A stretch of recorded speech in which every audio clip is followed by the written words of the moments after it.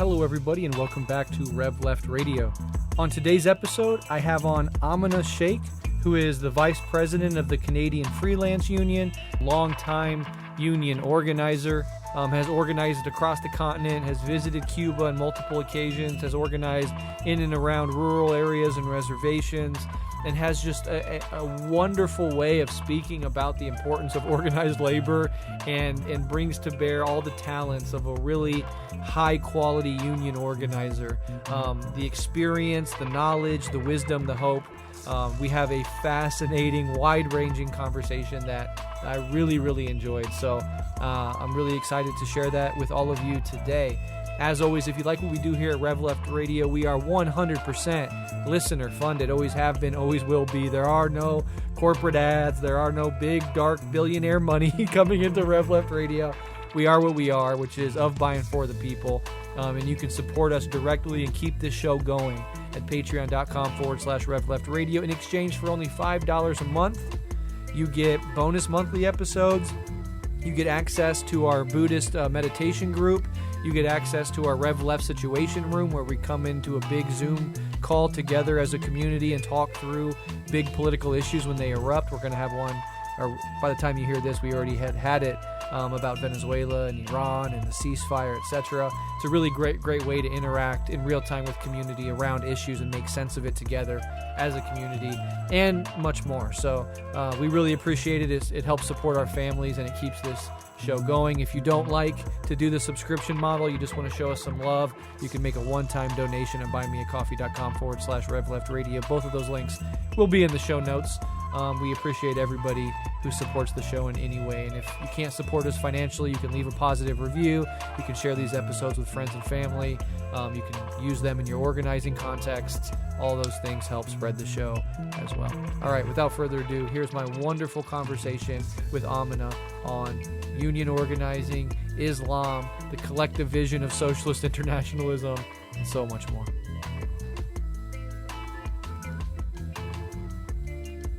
Hi everyone, my name is Aminah and I'm a union organizer. I am currently serving as the Vice President of the Canadian Freelance Union, and I also am participating in the DSA and happy to be part of the Twin Cities DSA chapter. And thank you for having me. Absolutely. It's an absolute honor to have you on the show. I think we met over Instagram, right? Was I following you? Were you following me? How did that exactly come to pass?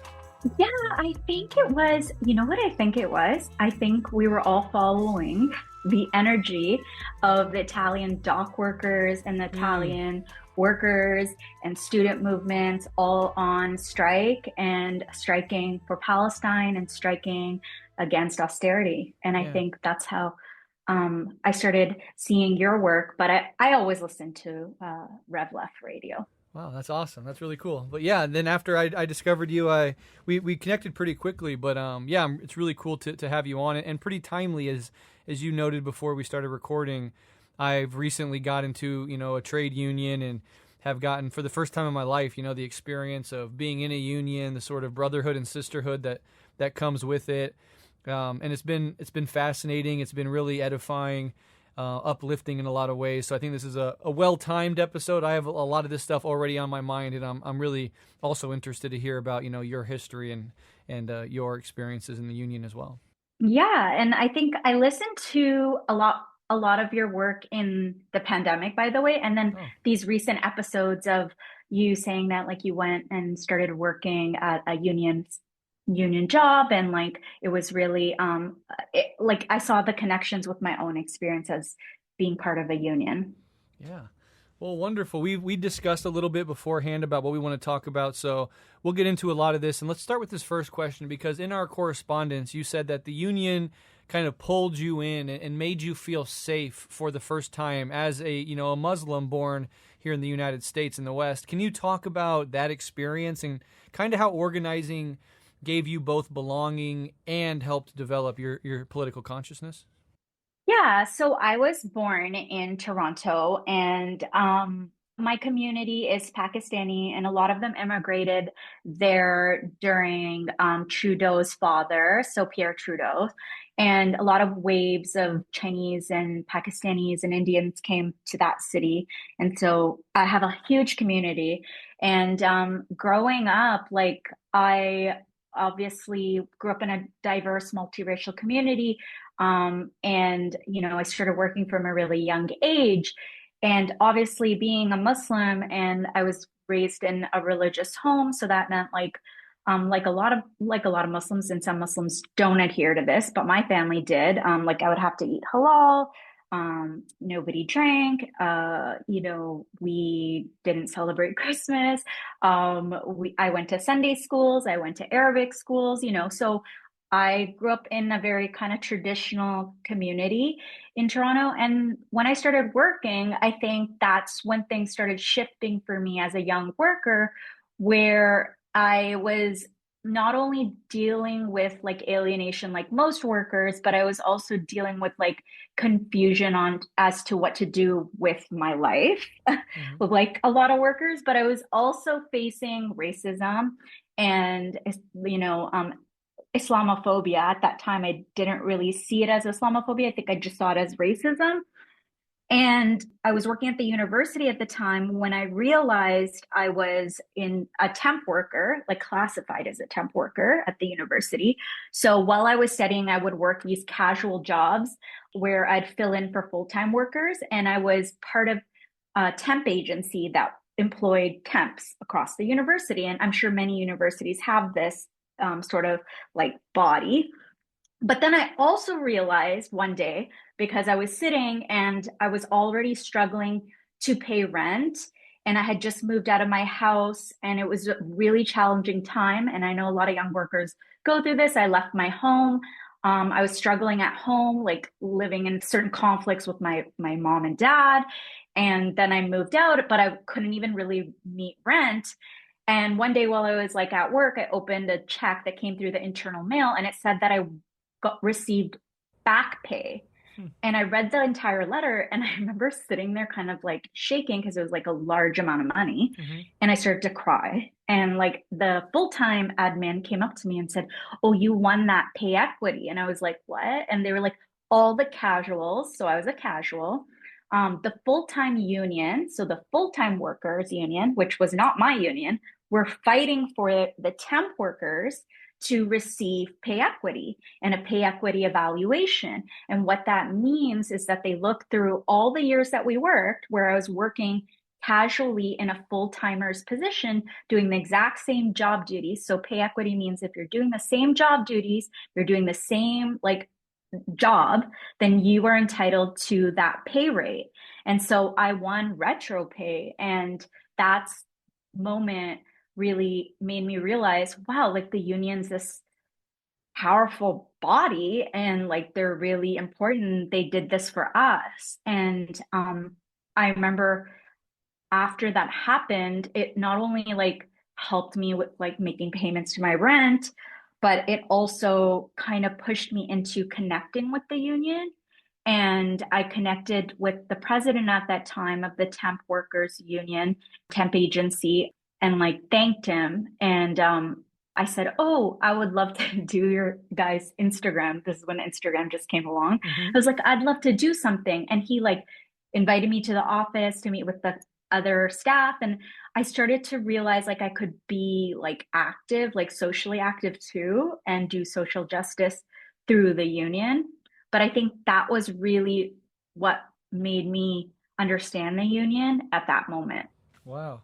That honestly like kind of, brought a tear to my eye hearing that, because, those full-time union members didn't necessarily have to fight for those outside the unions. And in a lot of cases, we'll get into this later, some of the limitations of unions are the unions that are just kind of more or less focused just on getting their members the best slice of the pie, which is understandable on some level. But the fact that they went out of their way to try to help others, and that you had no clue this was even happening, and then you just had that gift. And anybody who has struggled financially, which I certainly have and many times still do, but certainly when I was younger as a a young father, any time that you got any sort of break at all, it could be a life impacting moment. Like it could change the next several months of your financial existence, sometimes years of your financial existence. And I'm not talking about lottery winnings or anything like that. I'm talking like just a few $1,000s that got kicked up from somewhere. It can make a huge difference. So the fact that it brought you to tears in that moment, it certainly speaks to the fact that, it really was a huge sort of moment financially for you to have a lifeline like that. Yeah, and I think even at that time too, I remember I was dealing with like racism in the workplace too, like I said, and I think having the union leader there, just like taking time to meet with me, and when I felt really isolated, alone, I was like, oh, I put in my head the union's a good thing, and I felt safe connecting with the union, and then I felt too, this is a place that I can be involved. Yeah. That makes sense. Oh, absolutely, absolutely, and it is all those things, and the union ethos. It is inclusive organically. Not in this performative way that is sometimes done, and especially in the last several years where it's something that people take on as like an online persona. But there is that the solidarity that is the glue of a union. In the best versions of unions, give rise to that natural inclusiveness. Which is just solidarity in the final instance, which is a beautiful, beautiful thing. I want to talk about the racism you face, and I want to talk about Islamophobia, but I think I want to do it at the tail end of this next question. We get a little more context, because you said that you grew up religious and even identified with Islamic nationalism at one point. I'm really curious about this. How did your political evolution from that worldview to more socialist-oriented organizing unfold, and what tensions or reconciliations did you experience between faith and revolutionary politics, or is that something you still struggle with today? Or I'd love your thoughts on that.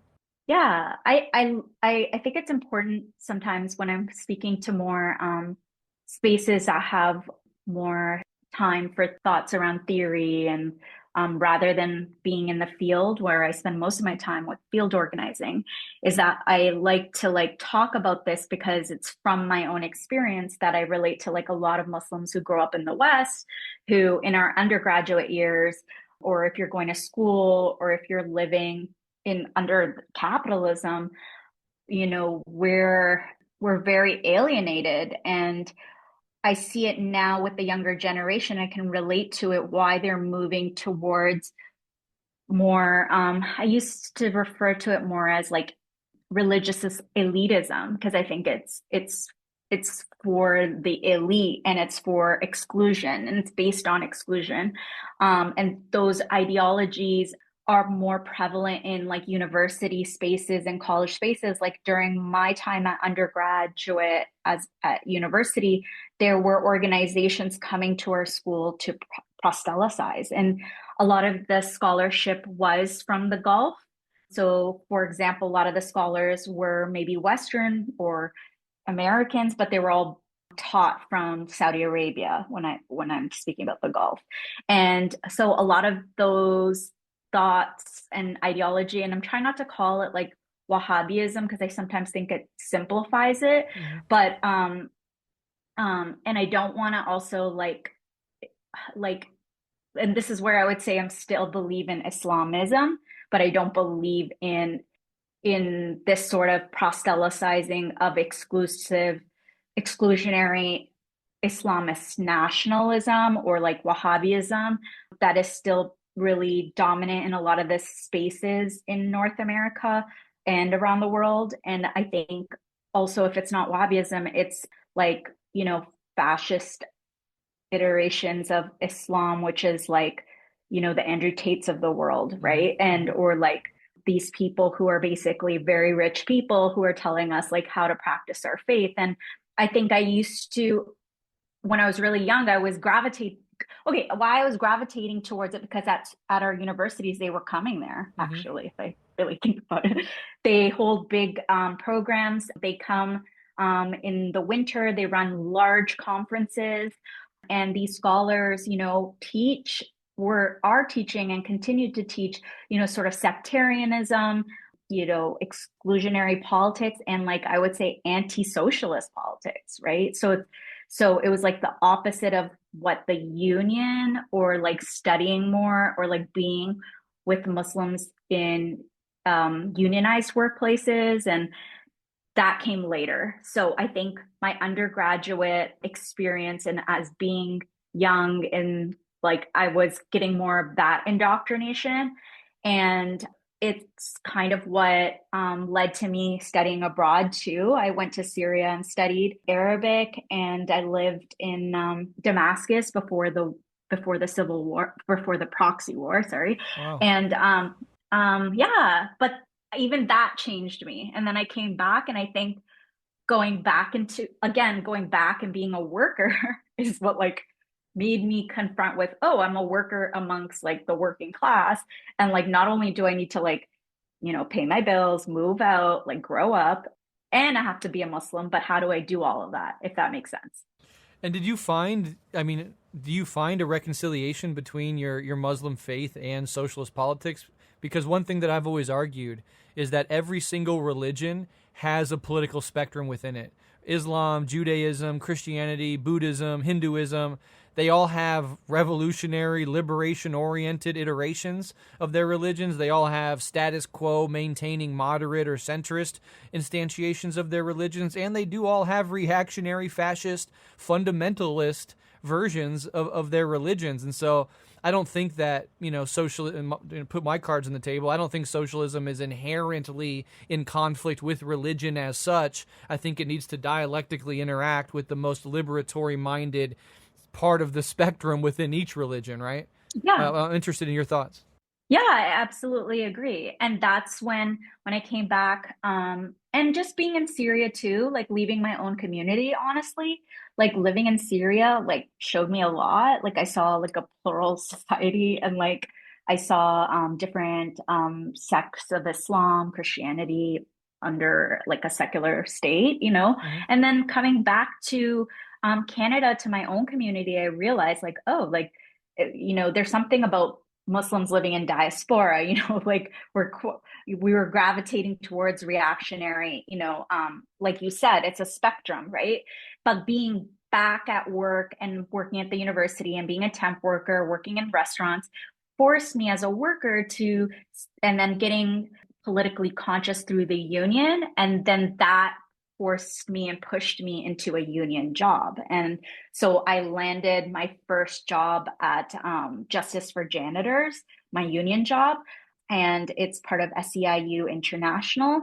And how I'm linking it back to Islam is like I'll get there, Yeah. because that's when I started seeing, okay, so I started to understand socialism and Islam, and I started to see workers, and like all these workers were religious. Like a lot of workers are religious. They go Mm-hmm. to church, they go to mosque.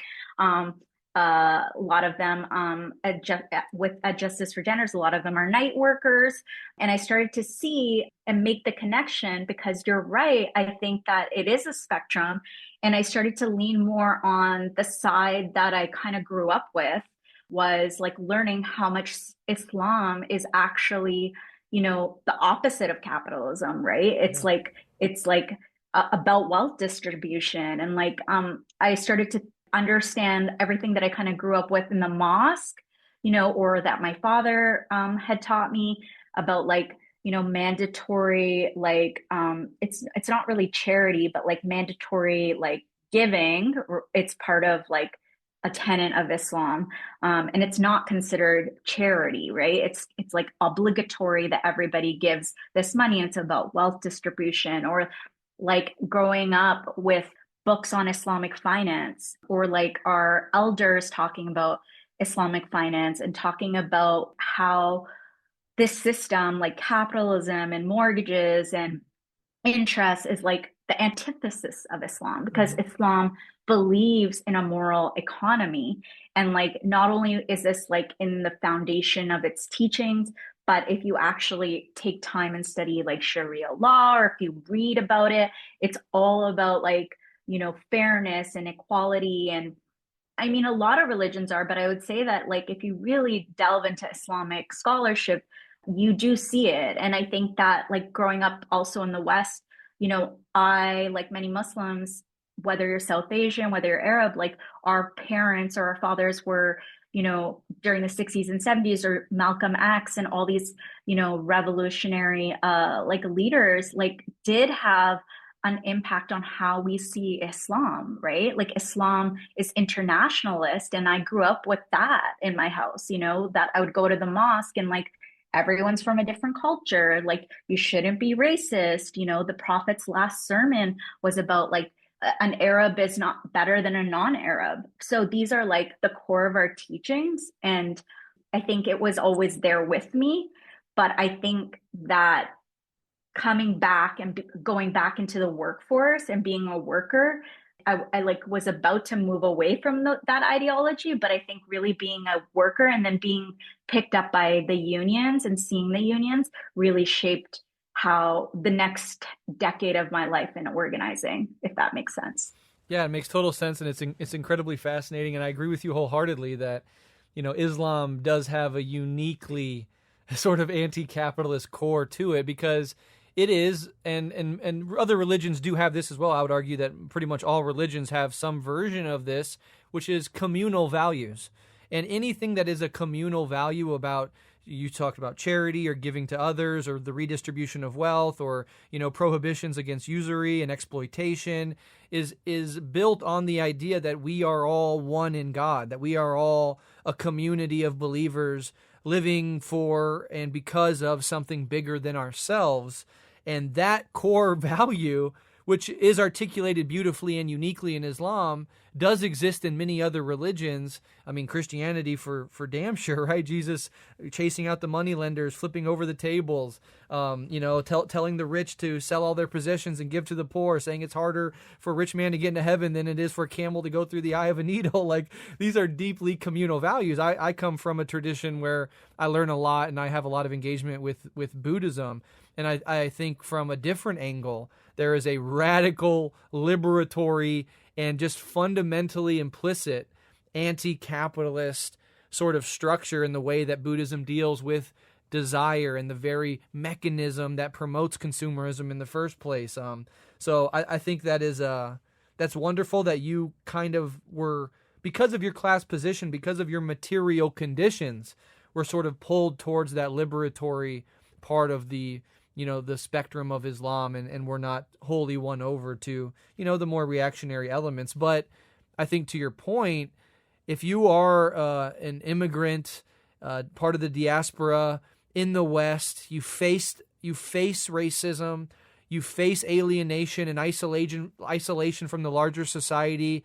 It's hard to integrate into it when you are met with such hostility, that you understand why people would, in that context, gravitate, especially if it's the only thing on offer, to these more reactionary aspects of their, more or less native culture that is at least giving them a sense of like belonging and community in a context where you feel stripped of that. Yeah, definitely. And I like that you brought up Buddhism, because there's also reactionary groups of Buddhists too, Absolutely. or Israelis that are Buddhist, or, and I definitely think it's a spectrum. And like you said, it was my material situation and conditions that sort of catapulted me into like the union, but also like consciousness about being a worker. Yeah. I wanted to circle back around to Islamophobia. So I wish there was a phrase that it wasn't based on fear, but was more based in hate, like, homophobia, Islamophobia, all these things. It's sort of a semantic point, but like, I think the fear of the thing doesn't really get to the heart of it. It's a hatred. It's a hostility that is more than mere fear.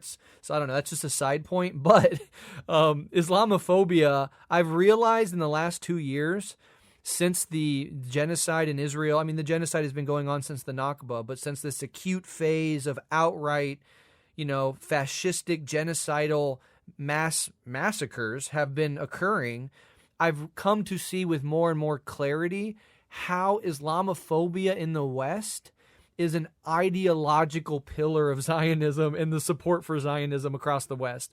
Anywhere and everywhere that they can stoke Islamophobia, they can also gin up support for Israel. And if you look at somebody like the people over the Daily Wire, like Matt Walsh, Ben Shapiro's company, they'll explicitly say, because there's this fight going on in the right now about Zionism in Israel, and there's a huge split occurring. And one of the ways that they try to cover up that contradiction on the right is by downplaying Israel. They'll say, I don't really care about that issue. It's for them to decide. Anyway, let me tell you how bad Muslims are. Let me tell you how Europe is being overrun by Islam. Let me tell you about this random, Muslim person in the U.S. that did this thing that we can hyperfixate on.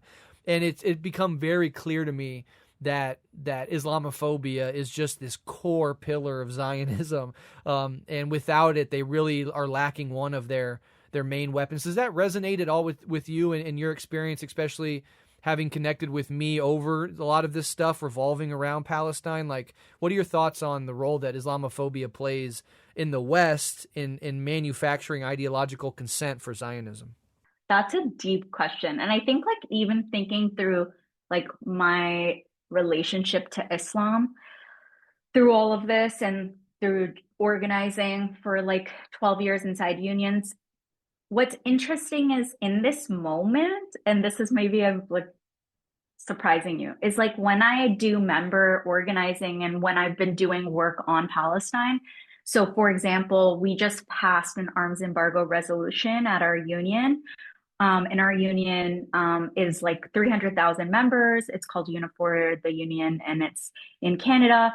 The freelancers are part of that. And a lot of those members, are in auto, weapons facilities. And the arms embargo resolution, people were really pushed back. I'm talking the like people in the left or socialists were like, don't try to pass this motion.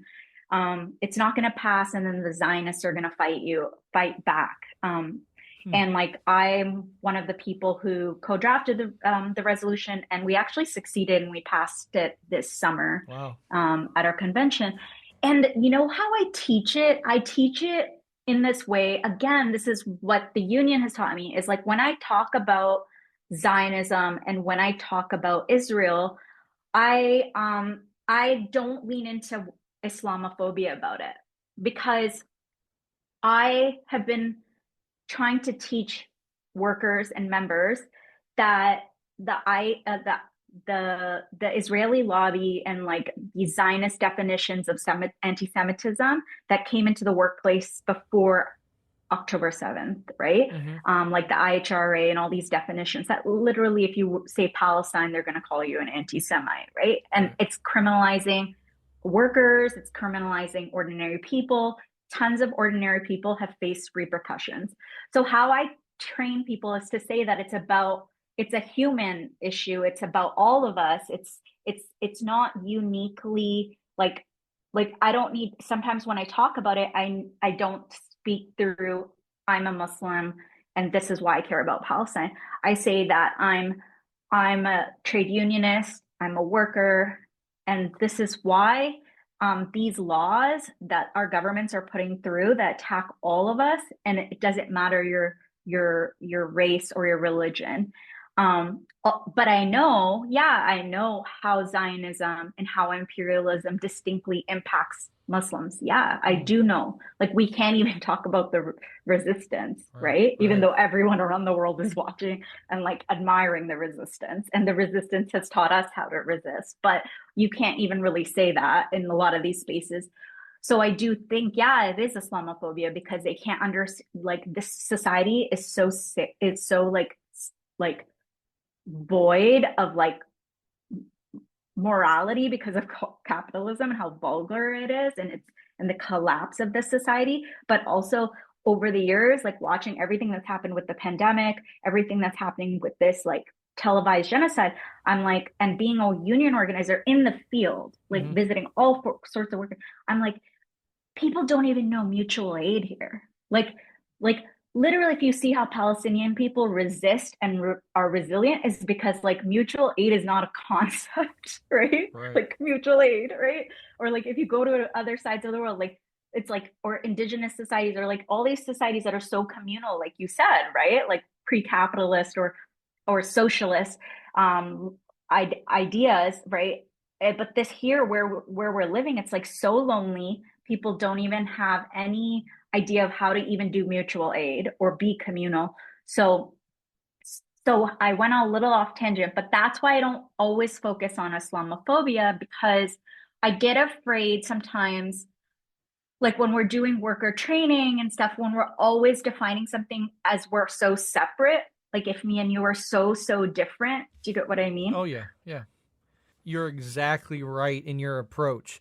And I think what you're emphasizing is the inherently universal vision of socialism. Like, we believe that we are human beings first and foremost. And while we absolutely make room for, study, accept, and let flourish the particularities, right? This person is Islamic, this person is Christian, this person is Buddhist, this person is Indigenous. Like, that's beautiful. There's no way in which we want to wrinkle out those differences. We want to celebrate them, but ultimately we are united across identities, first as a class, but then at a higher level as human beings on a shared planet.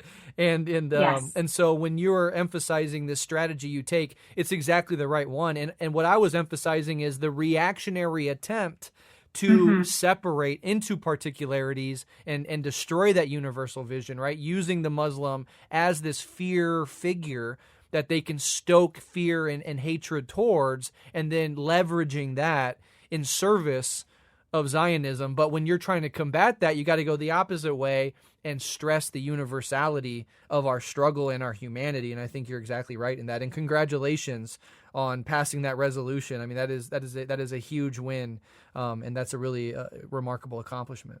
Yeah, and I want to emphasize too, like at our convention, this president who got up, like I spoke at the mic, but another president got up, former president, and he came out of Windsor, which is close to Detroit, and it's an auto city as well. He's from manufacturing. He got up and like his speech moved me. And like he is like, people would call him an old white conservative, but he got up and like he gave this beautiful intervention. He talked about how the union, he was a grade 10 dropout. Like he was a dropout. And a lot of our members are like not educated, formally educated. And he spoke how the union was a place of education. The union was his home. And he talked about Palestine. And he started to cry. And he said he thought about his grandchildren.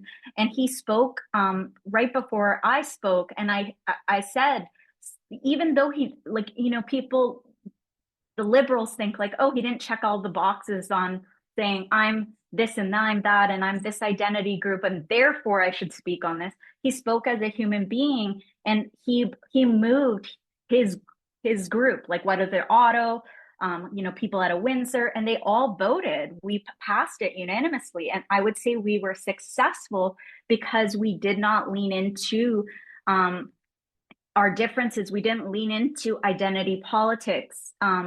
And I've been over the years since the pandemic been pushing back against a lot of it, because I would say that the Islamophobia, and this is where I would say the liberals do Islamophobia, because the liberals want us to do different categories. Yep. They're like, you should do Muslim People's Day, right? And it's just for Muslims, and you should cover, you and your brown people should cover only these issues, right? And that's why I always go to the union stuff, because I'm like, actually, and I always challenge and go, workers look like me. Like we know large segments of the workforce, auto, transit, education, people are, brown and black, right? Asian, non-white, Indigenous. If you go to rural communities, Indigenous. So like, we have to push back on the idea that these spaces are just for the white worker. And we need to take up that space and be in those spaces as well. Yeah. Alongside all different types of workers, including white workers, right? Which is the thing that is anti-liberal. And I really do believe that the biggest innovation of the last 10 to 15 years has been liberal identity politics, wherein we all understand how the old racist and even the modern racist and the future racists will attempt to divide us along identity lines to among other things, distract from our shared class interest. That is the move of fascists. That's the move of oligarchs. I mean, Elon Musk talking about immigration being our biggest problem is just too on the nose. It is an exact version of what we mean when we say that the right, does this reactionary identity thing to separate people so that the capitalist elite can continue to exploit and prey upon us. But the big innovation was liberal identity politics, wherein, and this is, manifest in Hillary's campaign, and we've been dealing with it ever since, wherein it's the exact same attack on universality is launched, but from a seemingly progressive direction, where people are once again broken down into irreconcilable identity categories, where there is just an epistemological and ontological separation between people based on inborn characteristics that replicates what the racists and reactionaries do, but does it with the sheen of progressiveness in service of, an attack on class politics and an attack on internationalism and an attack on anti-imperialism.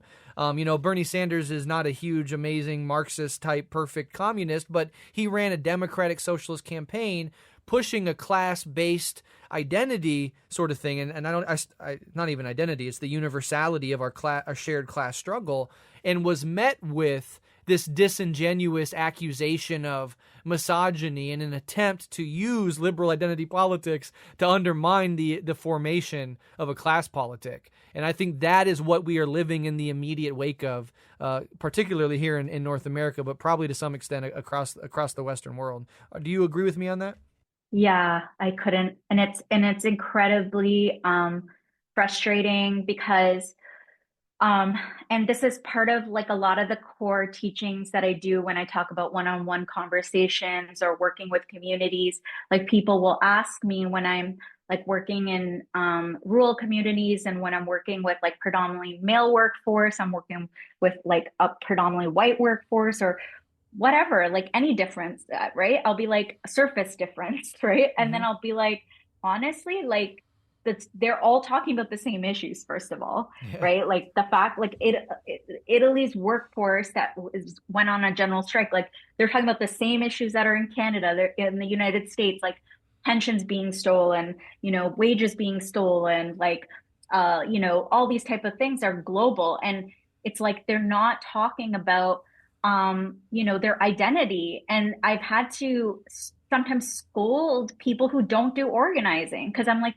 what you're doing is you're being classist and racist. I'm like, you're coming out to a place you don't know, and you're telling them that if they don't say their pronoun, that they're dumb, essentially. And you don't know their kids may be trans, they may be trans. You don't know. And it's like, it makes me livid because it's so classist and it's so elitist.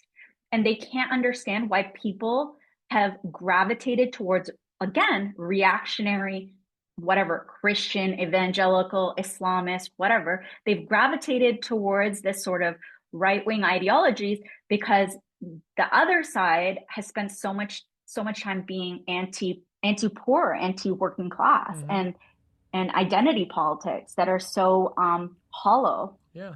But it has served the donor classes of the Democratic Party well because neoliberalism has continued unabated and inequality is continuing to go up and the rich are continuing to get richer. So as long as people are needlessly divided, but yeah, you're exactly correct. It's this condescension. It's this holier than thou. If it's not that you want to connect with people or unite people or have difficult conversations, it's that you want to be morally superior and let them know. And that feels good for the self-righteous person engaging in that behavior, but it leads nowhere. And I really do think that more and more people are waking up to that, and that period of time is slowly coming to an end. And like, it's increasingly seen as just cringe if you behave that way. Whereas if you were behaving that way in 5 years ago, it would have been seen as completely normal and mainstream liberal politics to do so, I would agree with you on that too. I think it's like becoming more cringe. Like I think because we're in a state of emergency now because of fascism, people, sorry, I'm laughing because it's like people realize, oh my God, I was being cringe, you know? But like, but like now we're in such a, like, we're in like the belly, like they're like closing all social media. Like, who knows? Maybe they'll turn off the internet, right? Yeah. Like, I just think now they're like, we better get back to organizing and talking to people. I think it's like really bad. So Yes. I think people want to learn how to not do that. And I think that's hopeful. Absolutely. Yeah. The real contradictions are becoming too stark and obvious that you can't wrinkle over them any longer with that sort of nonsense. So, yes, people are realizing. So, I want to touch on this because you've mentioned a few times working in rural areas, and in our conversations, you've talked about doing union work not only in rural areas but around reservations. What lessons have you learned specifically from organizing in these communities, and how does class struggle sort of intersect with indigenous sovereignty and rural life? Yeah, I am so proud of this work that I got to do through the union. So, as a union staff organizing, what I actually do is bring in new members. I organize, so I file applications with the appropriate labor body in a region, and I try to certify members. So I've worked in different parts of the country. I've worked in rural areas and areas that are directly linked to or on reserves. A recent campaign I was doing, but I wasn't able to complete just because of familial obligations, was in Mohawk territory, Akwesasne, which is like right above, like over New York and Montreal and Ontario. So that was an amazing experience. I've also worked in like Treaty 3, which is like Northern Ontario, Kenora, Rainy River. All of this is close to Minnesota. Many people drive from Minnesota up there. So I've worked in different communities where I've had the privilege, honor to meet Indigenous members, Native members. You can call them First Nations in Canada, and in America, American Indian, or by their band or tribe. So the opportunity to work with rural and remote communities or communities with reservations showed me that, again, what we sometimes see with liberal identity politics more is that, and you see it in unions too, where they reinforce the white worker. The white worker, the white working class. The white working class not ready for this. The white working, you see articles in Jacobin, the white working class is not ready for this, right? Yeah. But they like erase large segments of the workforce. So if you go anywhere in the country, Indigenous people are members of like longshore workers, UAW. If you go mining, electrical, teachers. So I had the opportunity to work with the teachers, educators, federal workers. Large parts of federal workers are Indigenous. So I think that first we should stop erasing them from the economy, Yeah. because I think there's something deeply genocidal and racist about that has only come to light for me personally, again, with the genocide that's happening with Palestinian people. But both have illustrated to me how the settler colonial state like erase them as a workforce, make them anachronistic or ahistorical, and like have removed them from the history of the trade union movement as well in many cases, unless you go, do research locally. Like if you went to, like, let's say British Columbia, and you looked into more research about the longshore workers there and their history of militant Indigenous people, you don't really get that history. So I think that all the other movements, like the environmental movement and all these movements, try to, and because they're so liberal, they try to erase the Native or Indigenous worker. And I would really push back on that. And I would push back that they're not active. They're very active in the union, stewards, and they're strike captains, they're leaders. Like I met an amazing steward, I think a transit operator professional with the ATU. I won't say his name, but like he's written a lot of the Indigenous policy for the union, and he's a bus driver, ordinary person, And so members really not only inform political education of unions.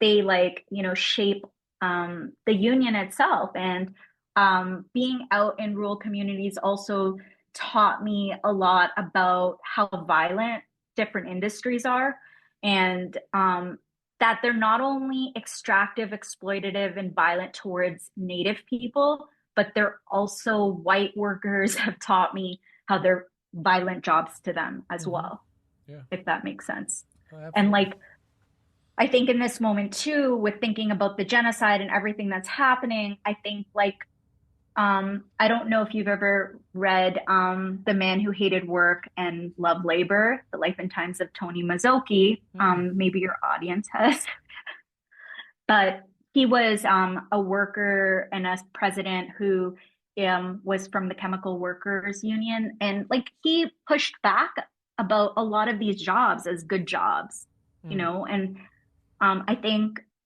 it forced me to think about like industries or jobs. Like we shouldn't we shouldn't accept what the bosses or industry people have told us, and we should push back. And we not only are they bad for the environment, they're simultaneously bad for us. And they're bad for our health and safety. And so sometimes when I talk about it, instead of pitting it again, good jobs versus bad jobs, like these are the only jobs we can have. I try to like in political education make us think about like, okay, well, is working in like a hazardous dumpster, like nuclear waste facility, is this the only jobs like this beautiful place can have? And pushing workers to think about it. And that's really what I've learned. I've also really learned that the last thing I would say is there's a lot of history, and I know you're in the plains, or you're in like well, I won't say where you are, That's but okay. like You can say there's Omaha, Omaha, Nebraska. Yeah. oh, there's a lot of history in a lot of places that are rural, or communist history. There's a lot of socialist history. There's a peace movement history Oh yeah. and militant organizing history that I've learned from members, and smaller communities that are able to talk about like their community and understand like how things have shifted under neoliberalism. And like you can learn a lot of militant organizing came from these areas, but we tend to focus on the cities a lot more than rural and remote communities. Absolutely. Yeah, no, I think that is so on point, and one of the big tragedies and perhaps failures of modern politics is that there's this seemingly deep divide between anything like left-wing, class-oriented, anti-imperialist, internationalist, progressive politics and the rural areas who in so many instances are you know preyed upon by the forces of international capitalism in many ways, even more than some people living in cities. Rural areas are often Mm-hmm. neglected. They have lack Mm-hmm. of health care. They don't have clean drinking water. They're dump sites for big corporations. We see the construction of these data centers going up all over the country that just soak up water and electricity, and that have lots of other downstream consequences like unbearable noise. And they are often put in rural communities where there's a lack of ability to fight back. And because there is very little attention or respect paid to those communities or concern paid to those communities, that the only thing left for them in many instances is to desperately look to reactionary forms of authoritarian populism as any hope at all, because they feel abandoned by structural forces of what our society calls left, which are really just Democratic Party liberal things. But I think the goal for union organizers and for the broader socialist left should be doing everything we can to make forays into rural areas and make connections there and appeal to their material interests, because in many ways they too do get the short end of the stick. And this conversation around progressive forward looking cities and backward looking white reactionary rural areas, while there's a kernel of truth there, I think it is hyper simplistic, and really we do rural communities a disservice by thinking in those terms. Totally. And I want to say too, like, whether it's white people or not white people, Native people, every time I go to a rural community, I'm like treated with so much hospitality. You know, People invite you in their homes. Like it's so communal and it's like so generous, the time that people make for you. And it's like everybody's has more bandwidth and like everybody like shares resources. And it's just like I've learned so much from those communities. And I've also just learned that when they've really run, like I've been assigned to electoral politics sometimes through the union in areas, like a lot of the candidates for social democrats or whatever are very progressive in a lot of these areas because the communities are very progressive because they believe in, socialist principles and like they believe in infrastructure development, like you said. They understand that they don't have clean drinking water, that internet is like inaccessible sometimes. They rely on a lot of that in like large, vast, like remote communities. They really rely on affordable internet. So they believe in public infrastructure, and that's a unifying idea for both whatever race you are there. Like they believe in it, and I find, and they know this, that when they vote, a lot of these communities vote left. I don't want to say Democrat in Canada, but like they vote very left, not liberal. So I think that we're missing when we're organizing, whether it's unions or whether people are doing election stuff, like people are really missing rural and reservations and remote communities. Yeah, absolutely. I've lived in and spent a lot of time in rural communities, specifically in Nebraska, Iowa, and Montana. And in my time in Montana, I lived on the edge of the Crow Reservation, and the small rural town that I lived in and worked in, it was about 50-50, Indigenous Crow Nation people, as well as like white, rural, sort of stereotypical cowboy type, people. And it was a radical experience of learning. And I have a lot of very positive feelings and memories, and I learned a lot about the world by spending time in that community, and I look back on it fondly. But yeah, I completely resonate and agree with everything you're saying. I know we're a little crunched for time. We're not going to be able to get to all these questions. I would, of course, love to have you back on anytime to talk about this and so much more. But I do want to hit a few more questions here. Sure. I believe that in our conversation you talked about traveling to Cuba. If I'm right about that, I would love to hear you talk about what you learned there, what was the context in which you went to Cuba, and kind of your understanding of Cuban forms of class struggle, internationalism, solidarity, etc. Yeah. Well, Cuba also, like a lot of, after I graduated and like again went into the workforce, became a union organizer, it was really like a lot of trade unionists. They like love going to Cuba, but also, being in Canada, millions of people go to Cuba. Before the pandemic, like if you read online, about 2 million workers, people would go a year to Cuba from Canada. Cuba-Canada's relationship has been long, and I think it's one of the relationships that Canada has been able to, maintain. And not saying that Canada is altruistic and benevolent more than the United States and its crippling sanctions, we know, that on the Cuban people. But and I think that Canada continues to aid and help support like the US's like geopolitical interest in maintaining those sanctions on Cuba. But living in Canada, we do benefit from that sort of tourist relationship that Cuba and Canada have maintained. And so I kind of got involved in going to Cuba through another trade unionist in 2016. So that was my first trip. She just said, like, we should get out of here in the winter. And, in Canada, a lot of they've made flights really accessible to even very rural areas all over Canada to go to Cuba. So like lots of people go to Cuba. It's very affordable. Meaning a lot of like people who are low wage, like you could be a nail technician. A lot of nail technicians will go to Cuba. A lot of unorganized non-union workers go to Cuba. So that's one of the benefits of living in Canada. But I joined the Canada-Cuba Friendship Association in 2022. And then subsequently I was like elected to the executive. And I heard about a brigade, and the brigade was called the Che Guevara Brigade. And I went on the brigade in 2023, and it was really awesome to go on a brigade versus going alone. And I know that there's a lot of brigades that go from the United States. And in 2023, I was able to meet, like, I mean, they were saying about 1,000 people were there during May Day. And I met so many people, different brigades from the UK, from like all over the world. But specifically, I met people from the UK and like America.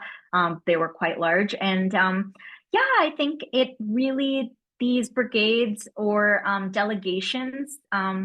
So there are union delegations too that go to Cuba for a very long time. Like, for example, QP, which is a large public sector union, or BCG EU, which is a large public sector union, or unions in the UK or all over the world, honestly, even in America. Sometimes they're international and solidarity committees, or even locals send people, you know. So I would really encourage people to go.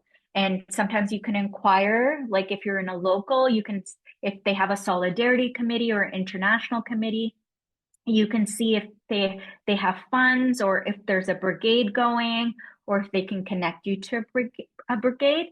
And so going to Cuba, my first trip was really good because it was just like tourism, but the second trip was like eye-opening for me because a lot of the people on the brigade were socialists, some of them in the Communist Party chapters, the Young Communist League in Canada.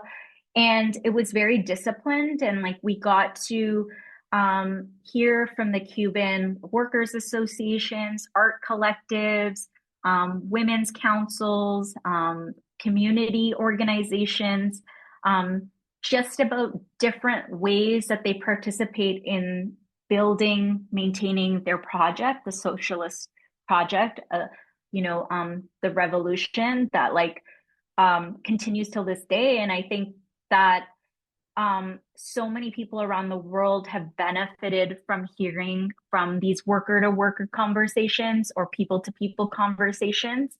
And I was a benefactor of that. And it just opened my eyes as a trade unionist about two things I would say to the audience. Like, there's two major misconceptions that the U.S. empire wants to like continue to perpetuate. That Cuba doesn't have free trade unions, like democratic trade unions. That is simply false. People at every level can be elected, de-elected. They participate in voting, and every level of their government is worker led. And you can go meet people. You can hear about their even like ordinary people will also criticize like what their issues are, or where they need to make more gains. But you also, the other big misconception is there's no religious freedom. That's what I wanted to say. And going there in 2016 and then going there in 2023 only like opened my eyes.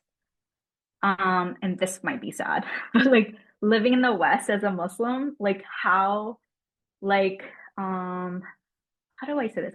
Like how alienating it is here, and like going to another society that is more egalitarian, and seeing how they see Islam. So like in Cuba, Cuba has had a history of teaching, training, educating doctors from all around the world, including where I'm originally from, which is Pakistan, India, actually. But like, so the Cuban government around the world has sent doctors and trained doctors in third world countries like Pakistan, and learning about this like really like not only made me see how generous and how solidarity and internationalism is like still living through their revolution, that like there's nowhere else to learn it but in places like Cuba. And a place like Cuba has been so generous to a place like Pakistan. Like from in 2006, Pakistan was hit with like this earthquake. The Fidel Castro sent like doctors to train, teach, and take care of the victims of that catastrophe. And inside Cuba, there are Muslims from all over the world who have been studying, training, and living and have families. And the one thing that stood out to me is when we were being led on one of our tours, like the tour guide from the Cuban friendship associations, ICAP, said, oh, in passing and very like calmly, oh, and we have like one of the largest growing Muslim populations in Cuba. We're building another mosque. We have like 2,000 new converts. And he said it in this way. And I was like, never in my entire life have I heard somebody proudly say like we have Muslims, and we're building another mosque and we try to take care of them, and like we have converts, like, so it's like in Cuban people who are Muslim, and I just felt like they are so educated there, and even the way they like engage with you about like your faith and your culture, they're just like so open to learning. And I really encourage everybody to go learn and visit, and you'll learn also so much about like how progressive a lot of their union laws are. Their family code just changed as well, and expands rights for all sorts of types of like different types of diverse families. And like it really makes you think how we don't even have these laws in North America. And if we're so democratic, which we're not, that's like me just saying, right, then like why is it so hard to form a union? Like, why can't you fairly participate in your union? And why do they put so much red tape? And why are big corporations spending millions and millions of dollars to like fight workers? But you don't have that in Cuba. Mm-hmm. I mean, absolutely. And that isn't incredibly moving, and you hit on many important points. One of them is we call ourselves democracies. Of course, you and I and all of our listeners will scoff at the very idea, knowing that this is a facade. But even the people that are ostensibly genuinely in favor of the political form known as democracy under liberalism, when we talk about extending democracy into the economic realm, when we talk about extending democracy into the workplace, a liberal says, whoa, we don't mean that much democracy. That's too much democracy. No. Your workplace is a tyranny. It's a dictatorship. The CEO and the owner of that company gets to decide when you go to the bathroom, what clothes you have to wear, when you have to be there, and when you get fired or hired. We don't believe in democracy in that sense. And then you talk about democratically controlling the economy, that the people would have a say in where to invest collective capital and what to invest our resources and our labor into. Like, that is anathema to the liberal mind, and certainly to the conservative and reactionary mind. But that actually is the full blossoming of democracy, a thing many people claim to believe in.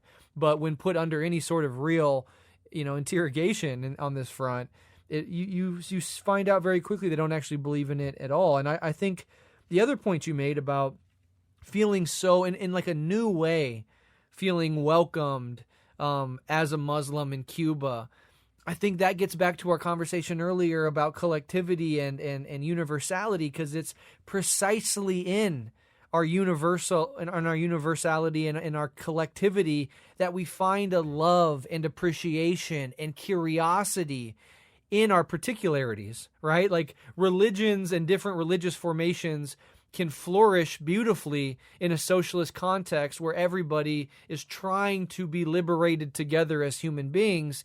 And it's in capitalist, unequal, alienated, reactionary societies where you being of a different religion is all of a sudden a real problem for me or for you or whatever. And where the particularities are sites of hostility, not sites of actual universality. And that kind of seems counterintuitive, that our particularities could be the source of our communality, of our coming together. But I think socialism, internationalism, humanism in this broader sense kind of solves that contradiction and brings those two seemingly opposite poles of particularity and universality together in dialectical union, and it's a beautiful thing. And I think you discovered that. I put a lot of stupid jargony words on top of it, but your basic human experience is the proof of my point. And it's just so sad what is happening in Cuba. Trump administration has now labeled Cuba as like a foreign, funder of terrorism, which is just fucking stupid and insane. Has ratcheted up the already suffocating embargo, and these wonderful people who have been under the boot for so long, who are so generous, who are so, self-determined, and who do want to just build a better world, and who do export doctors and love and health instead of death and bombs and murder. These are the very people that the U.S. empire puts its, the boot upon their neck. And if they can topple Venezuela like Trump is trying, I think it is very clear to me that the U.S. Would be very open to going after Cuba next, especially with somebody like Marco Rubio as Secretary of State. So, the resistance of Venezuela is not separate from the fate of Cuba, right? Mm-hmm. I agree. So, yeah, let's a couple more questions here, and it sucks because I want to hit a bunch of them. But do you have a preference in which one of these questions you would like to tackle? The ones that are remaining? No, whatever you think. Okay. Well, you're running an inside organizer school in the Twin Cities, I believe, currently. And I'm just kind of curious about what's the mission behind that, and sort of your approach to it, and how you're training the next generation of organizers to build power in their workplaces. Yeah. And being involved in different organizations, civil society organizations, and the union has taught me that a lot of people, the pandemic taught me this, that people are super, like, the whole world of work has changed, right? Like, even under the current, like, right now, Trump is like erasing all these federal jobs. Like, so many people are working at remote since the pandemic.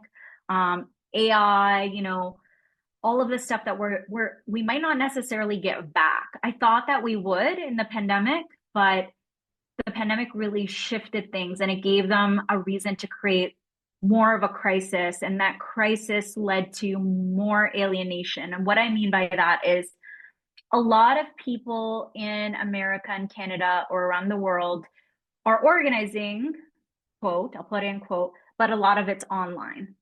And a lot of it's on all these different chats, digital tools, and they're like hyper obsessed and vigilant. Like, I think there's also a liberal obsession with like security culture online, but like you can't possibly like secure all of it. Like, I mean, I always say to workers, like, before like the advent of the internet, I mean, they were surveilling people, right? Like, they're putting like mics in people's houses, okay? Like Martin Luther King, okay?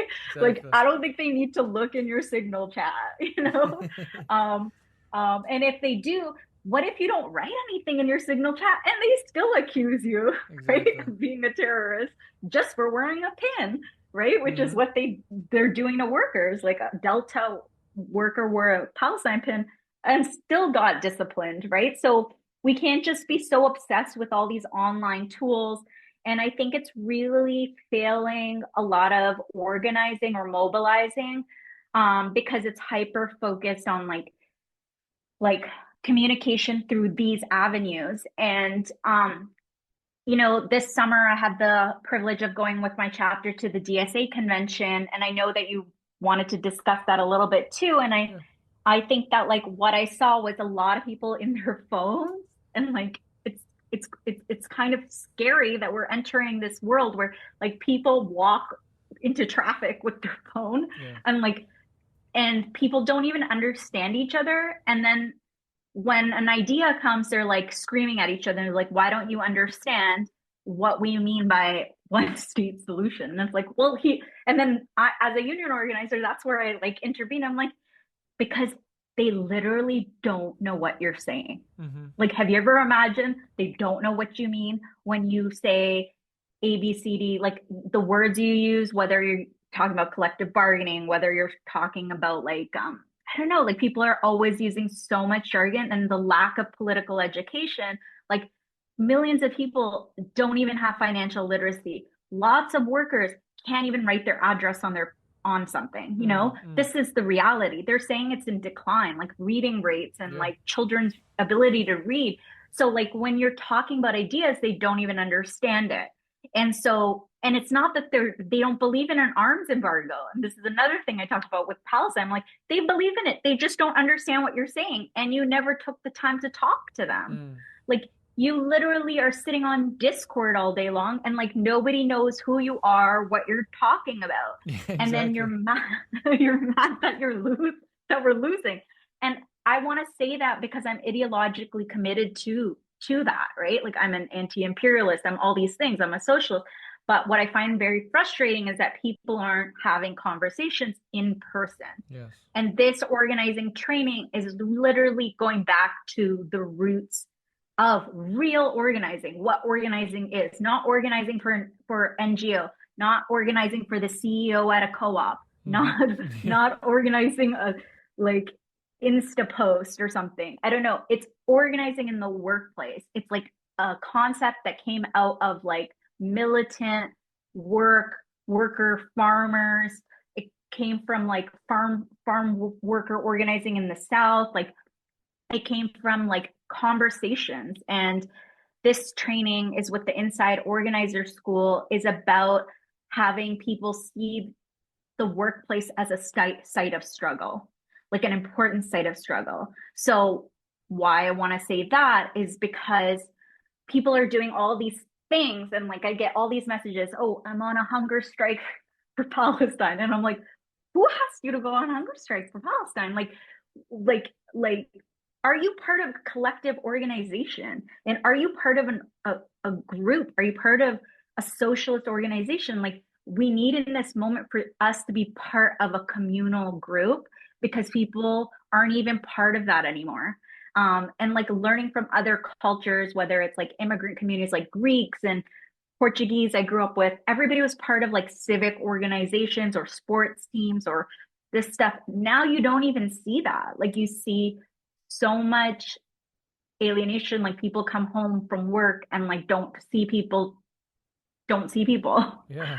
So the school is really about a practice that came out of IW like Wobblies. It came out of communists. It came out of all sorts of spectrum of socialists who, in their workplace, whether it was working on farms, whether it was working in industrial workplace guilds or artists, it was all about organizing and forming unions. And so the training is happening in the Twin Cities, and I really believe in it because it's also focusing on all the non-union workers. And we know that like unions are in decline, like have been in decline, and we know that in the pandemic and before the pandemic, a lot of workers started organizing, whether it was tech workers, Google workers, all these types of workers were organizing around different issues, whether it be sexual harassment or racism. And now, the genocide that's happening pushed people into thinking about organizing too, or like the attack from employers at everywhere we go, there's like an attack on us, whether it's pensions, schools, everything. So I think that young workers know that they should be organizing. And I feel like whenever I bring up the school, which is called the Inside Organizer School, it's very unifying. And a lot of people know that we should get back to that in-person talking. And I think being part of my DSA chapter who endorsed this as well, they've been really positive and they know that we should be doing more in-person organizing in this time. So yeah, the school is happening in November, and we're also trying to create more of a culture of unionism. So we're having some socials around it. And I really encourage people to start doing more union organizing and education in their area. I could not agree more with everything you said. I think it's so important. I think getting sucked into the phone and the internet, like we all do it. We all spend way too much time on our phones. I get it. I'm not acting holier than thou, but it really needs to be buttressed and balanced by real world interactions. And if you can get involved in labor organizing, if you can get involved in tenant organizing, anything like this, building an organization in your own community, political education group, like, me and comrades here in Omaha have put together Socialist Night School, and we're trying to do a second run of it. The union that I'm in, they do have a political arm, a political education arm that I am, as I first want to sort of prove myself on the job site. I'm brand new, of course, so I don't want to get too uppity, but as I ease into the job and I kind of sort of prove myself on the job site, very quickly I want to start visiting those meetings and participating in that. And even on the job site, the human-to-human interaction is nice. And I've worked in like office environments, like, HR, white-collar office environments many times in my life. And even the interaction you have between coworkers can be very stilted and almost like you're using your customer voice on your coworkers. It still feels like there's a layer of artificiality sometimes that can exist in certain environments. I'm not trying to speak, too broadly here, but the one thing I do like about the trades is that that is gone, and it is real world on the shop floor conversations that are edifying in so many ways. And that's the essential skill that we are going to need. And in fact, organized labor is the essential piece missing for the left-wing puzzle, I think, in the United States. As conditions deteriorate, it is the power, the main leverage we have for a capitalist class that only speaks in dollars is precisely to use our position in the labor force as organized labor as our main leverage tool in class war, because we've been losing the class war in the United States for a very, very long time. And during the Trump administration and these tech oligarchs, they're just looking to spike the football in the end zone on us. Like, they're trying to automate us out of existence. So the struggle is intensifying, and I really urge people to take what you said incredibly seriously. So I know we're past time, and you've been so generous with your time. I would love to have you back on. I would like to talk about your experiences in Canada, your Islamic faith more, limits perhaps, and failures of many labor unions in the imperial core. I would love to talk with you about that. We have many more questions on the outline. I would love to have you back. So we have our emails. We'll exchange emails, and maybe we can schedule another conversation. So thank you so much for coming on. I would like to ask one more question as we wrap up here, and it's kind of it's a question I'm trying to ask more of my guests at the end, especially in these seemingly dark times, which is just kind of what gives you hope right now. As simple as that. I just want to ask that. When I see an image of workers, whether it was the Italian general strike that happened fighting that fascist 2.0 Mussolini lady, whether it's farmers in the pandemic, watching the farmers strike, one of the largest strikes in our history against Modi, a fascist. This tells me that we cannot simply see this moment of fascist violence as the state leading it. It's like, no, the masses here have like fallen into, this type of ideology. And like, in order for us to defeat it, we have to do more to free ourselves. And I think like watching this genocide happening against Palestinians has taught me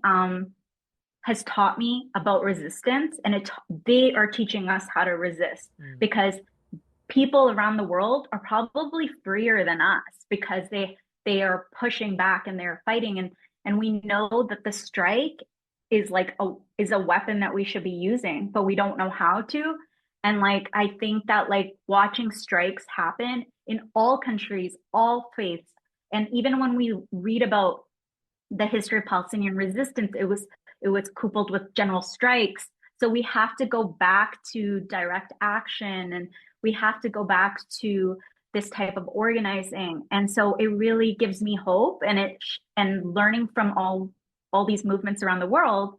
And I think that we should continue to be internationalist in our perspective, and continue to educate ourselves, and take our time seriously and learn. And that's why I really encourage people to travel to Cuba and to continue to hear and do worker to worker solidarity.